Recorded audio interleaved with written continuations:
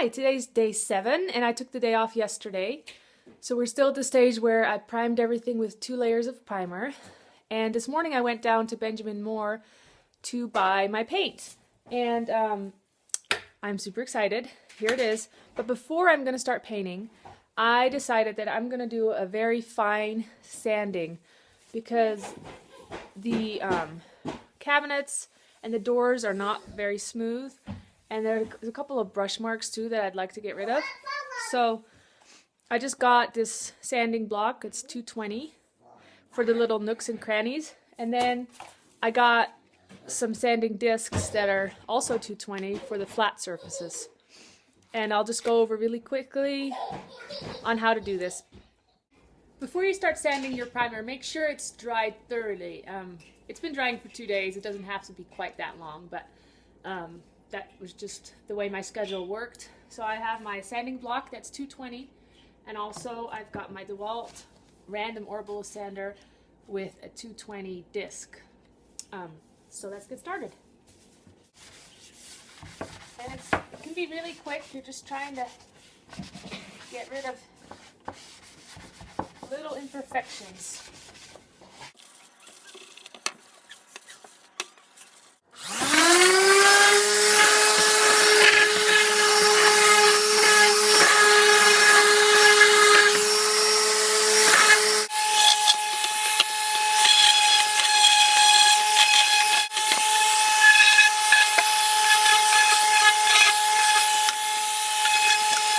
With this sander, you need to be super careful not to take too much off the edges, or you'll just take it completely off.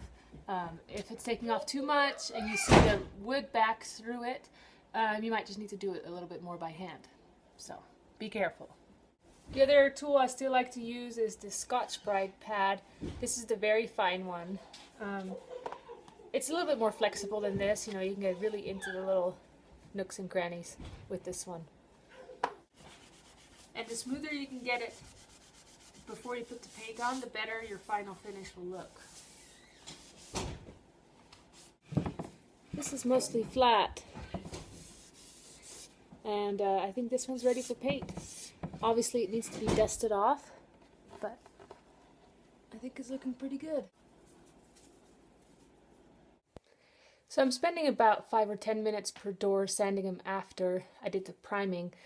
And although that sounds like a lot of time, and may feel like a lot of time, especially because you've been in this, torn apart kitchen for probably about a week now, I think it's really important if you want to have a great results, just to take that extra time and sand it a little bit, because you put so much time into it, might as well take an extra few hours. Really, that's all it is, and make sure that the finish is super smooth before you put the paint on. Okay, now I'm sanding the bases of the cabinets, and I'm not using my electrical sander anymore. I'm just using these pads. They get into everything, and I don't really mind if there's any kind of brush strokes since the doors are just in front of it anyways.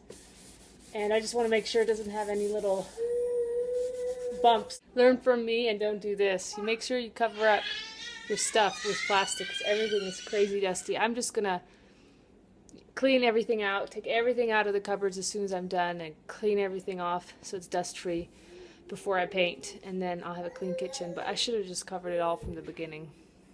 It's just more work for me this way. Everything's done being sanded, so of course everything is just a dusty mess. So we get to clean it again, first with this nice sticky rag, and then I'm going to come back and clean it with TSP liquid cleaner again so that everything's dust free and ready to be painted.